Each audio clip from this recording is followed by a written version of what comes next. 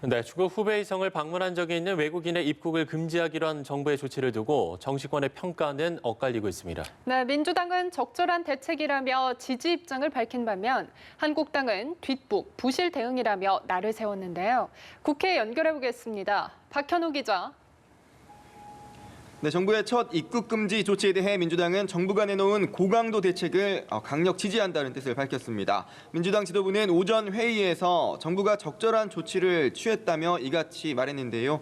이해찬 대표는 더 세심한 접근이 필요하다며 당정 협의회를 열어 장단기 거시경제 영향과 대응책을 논의할 필요가 있다고 덧붙였습니다. 그러면서 2월 국회가 국민 안심 국회가 될 수 있어야 한다며 신종 코로나 바이러스 대응 등 국민 안전 법령 처리에 역점을 두길 바란다고 당부했습니다. 이인영 원내대표도 국회 차원에서 범국가적 대응이 필요하다며 관련 상임위 개최와 신종 코로나 바이러스 관련 국회 차원의 특위 구성도 필요하다고 밝혔는데요.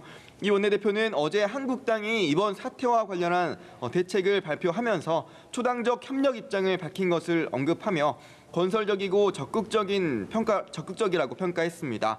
그러면서 모든 야당과 협력해 초당적 지원 대응 방안 마련에 힘쓰겠다고 강조했습니다. 반면 한국당은 정부가 내놓은 대책이 한참 늦었고 여전히 부족하다며 늑장 부실 대응이 반복되고 있다고 비판했습니다. 한국당은 특히 후베이성과 중국 일부 지역 방문자에 한해 입국을 금지한 대책에 대해 여전히 중국 눈치 보기식 찔끔 대책이라고 날을 세우며 중국의 감염 사례 중 40%가 후베이성 이외의 지역에서 나오고 있는 만큼 중국 전역을 방문한 모든 외국인의 입국을 전면 제한해야 한다고 주장했습니다. 한국당 지도부는 또 마스크 대란 공포가 국민들 사이에 존재한다는 점을 지적하면서 해외로 마스크를 판매하는 행위를 자제하고 외국인 관광객의 마스크 구매 수량 등을 제한해야 한다고 강조했습니다. 그러면서도 국민의 생명과 안전을 지키는 일에는 초당적 협력을 할 것이라고 덧붙였습니다. 네, 정치권도 이처럼 신종 코로나 바이러스 감염증 대책 마련으로 분주한 상황에서도 여전히 총선 시기에는 빠르게 돌아가고 있죠.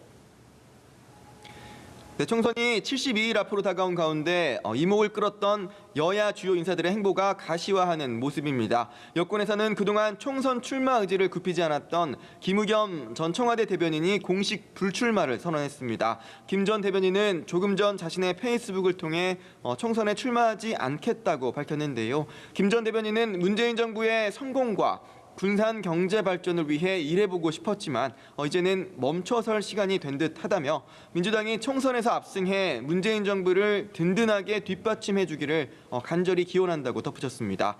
이런 가운데 어제 신당 창당 구상을 밝힌 안철수 전 국민의당 대표는 이른바 안철수 신당 창당 준비기구 인선을 발표하고 이번 달 중순 발기인 대회 개최를 목표로 서울과 경기, 인천, 대전, 광주 등에서 시도당 창당을 준비 중이라고 밝혔습니다. 지금까지 국회에서 연합뉴스 TV 박현우입니다.